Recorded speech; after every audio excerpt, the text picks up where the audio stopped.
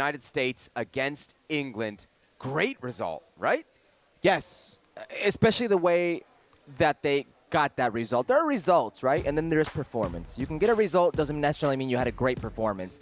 They had a great performance. It was risky, and we'll get into that. But the performance in general, the way they made England respect them, the way they made England sit back, and you earn that respect. You make a team go into its shell by your play. It was really something to hang your hat on for this young, very young U.S. men's national team. Something that was a marked difference from the game against Wales is once the U.S. lost control of the game against Wales, they never seemed to get it back. This game ebbed and flowed, but generally, whenever England threw a punch, the United States responded. Not only did they respond in possession, in those stints of possession, but they responded in the way they tackled and the way they covered ground, in the way they made the opponent respect their speed. Respect them 1v1. Respect how dangerous they could be. Respect how brash they were at times. This English side did not look like the same side that beat Iran by 6 goals. It looked like a different team, and credit to the U.S. men's national team for earning that respect against them. But I will point this out, as we're watching the game, you also said that England and Gareth Southgate were giving the United States too much respect. Yeah. Why? Yeah. What did you see that made you think that? Well, let me ask you a question. Where do these English players play? Best clubs in the world, Best clubs in the most world. of them are important, significant, key contributors at those clubs. And Jude Bellingham's going to be the next big signing in world football. Darren Southgate has... Gareth Southgate, yes. I'm sorry? Gareth Southgate. Garrett Southgate, excuse me, has an array of talent at his disposal. And yet, he made them look mediocre. He made them go into a defensive posture and never got them out of that. And the U.S., everything was there. The only thing lacking was the final product, the goal. What did the U.S. do better today than they did against Wales?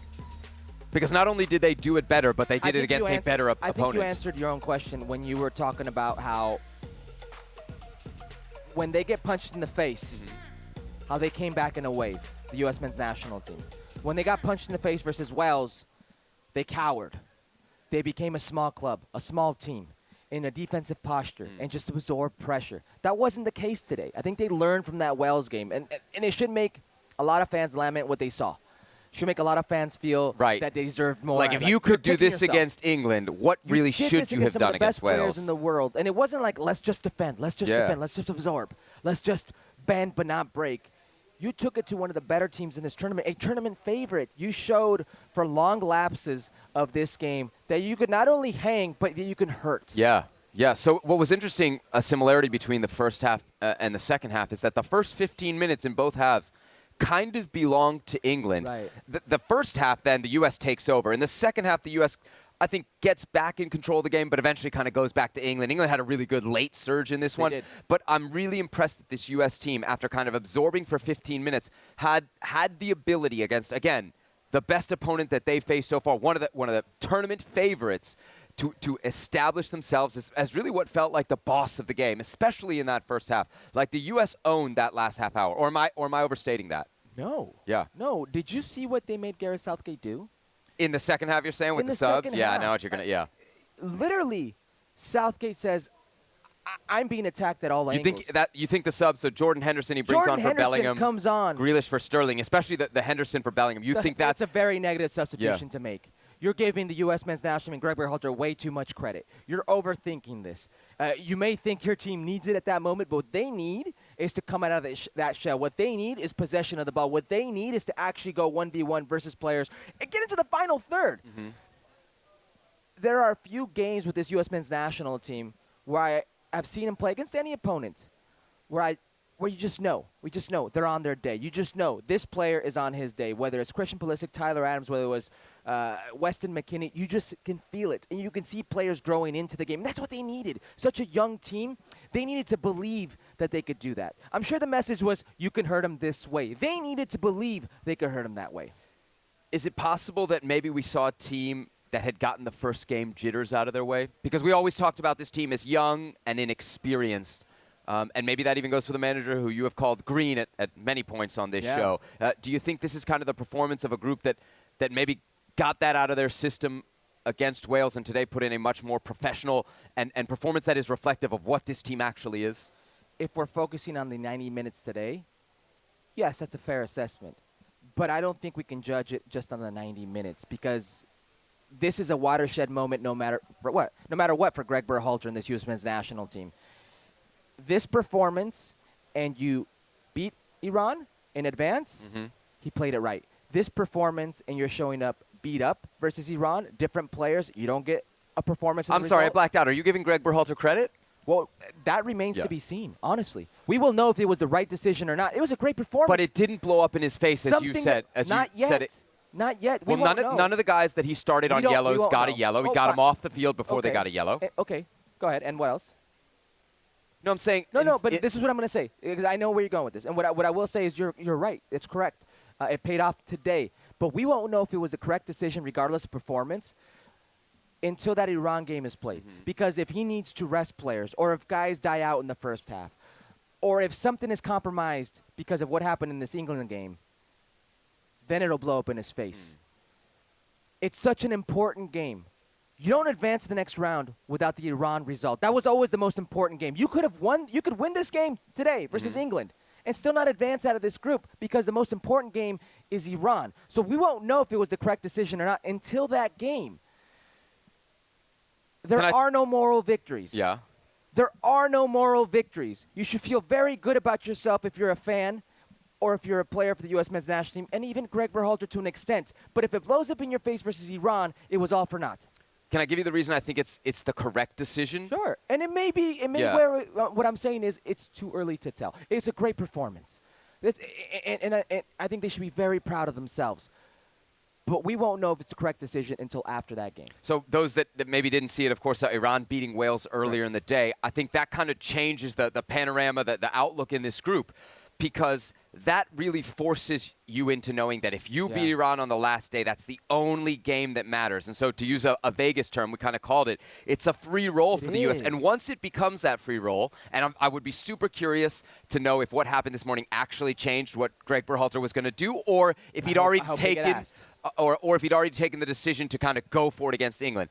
But he goes with what we assume is almost entirely what he believes is his best 11. The only change that he makes is Haji Wright for Josh Sargent. He starts 3 guys who are on yellows. Yep. Like, it's all a risk. It's all about, taking the shot in this game and trying to play with England. And I think You said free roll, but is it really when those guys are sitting on yellows? Well, that was the risk. Right. And I'm sure that was, you would know much more than I. When that's the case in a tournament, surely that is drilled into those guys by the coaching staff. And it's not easy to play that way. No, but that message was effective because McKinney didn't get in trouble, really. No. There was one challenge where I was like, ooh. Rebound game for Weston McKinney. Ream didn't. Even Ream, could be the guy that is in those situations. Exactly, because you're in those situations. Sebi, I agree with you. And I want to give Greg Berhalter his credit. Give the man his flowers because he deserves a lot of credit for the performance today. He really does. But we won't know if this was the correct decision until after. It takes a lot of energy to play that way. It takes a lot of concentration. It takes a lot to be focused and give your physical and mental all for 90-plus minutes against a team like England, against a team that has the ability to embarrass any team in the world. Embarrass any team in the world. That's a reality. Okay? In the last 4 or 5 years, last 6 years, semifinal in the World Cup, finalists in the Euros. Golden generation. A very good team. But you made this team, I think you exposed them a bit. What you exposed is their manager. Southgate is not at the level of his players, and that was exposed today. From the U.S. side, yes, it's a good performance, but it's not a win. You've had 2 games where you probably thought at least you could have won. I'm not going to say should have won, but you could have won. Yeah. Is there some level of frustration or lament that U.S. players or fans should be feeling after tonight, that they don't yet have a win under their belt? After tonight, no. In general, just can't feel that way. No, but in general, yes. And you see this performance, and you kick yourself for what wasn't Wales, and that's the worst part because they were there for the taking, and you let them off the hook. Yeah, and I think one of the reasons that I say that is because if you're Greg Berhalter, against Wales, you gave your team a lineup, a setup that created chances, and you couldn't take advantage of them, at least not as much as you needed to. Here you did it again, and there were chances, lots of them. And again, there the were United also States. Errors, but I think he expected that. But the U.S. kind of couldn't capitalize. And for me, the biggest one of those, which is for me then the moment of the match, is Weston McKennie's miss. Yeah. I mean, am I harsh to say, even for a guy that's not a striker, like that's got to be a goal? At least it's got to be on target. You got to make the goalie for work. For a player of his capabilities, you would assume that shot's on target and it's in the back of the net because that's what he's shown you. That's literally what he's shown you. Arriving late, getting on the end of things, that's his bread and butter. Certainly, this was the one. This was, and I know Christian Pulisic hit the post, but that was a tight angle, a defender coming through. Pickford was there. I believe even Pickford may have gotten a finger on it. This was the best chance. You had it. He had it. He let it go away. They'll be kicking themselves, or he should actually. He will, knowing him, be kicking himself. But this is football. Those things happen. You have to move on. So that opportunity comes down the right side, which I was really impressed with, especially in the first half.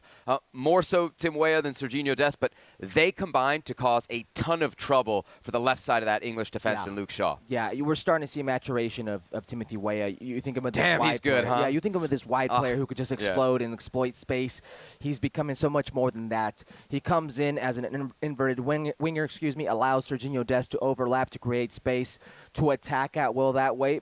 But defensively, he's much more disciplined. I thought a lot of the defensive issues, or the offensive issues, that England was facing was Weah and Dest covering up those lanes.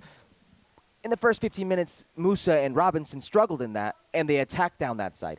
They did a better job on their side covering those lanes, and really, England had nowhere to go. They couldn't operate the same way. They couldn't get their important players on the ball and to be effective enough throughout the course of this game. You said it, kind of the other best chance for the U.S. is Christian Pulisic off the crossbar. What did you think of his performance overall? I thought he was superb. Superb. Yes, just oozing confidence, flicking the ball with his heel, dragging it, rolling it, a little bit of an edge. I really think this game meant something for him. Yeah, I was going to say, you think he was up for it? Taking guys on. Of course he was up for it. He's got a lot to prove to kind of that audience, doesn't he?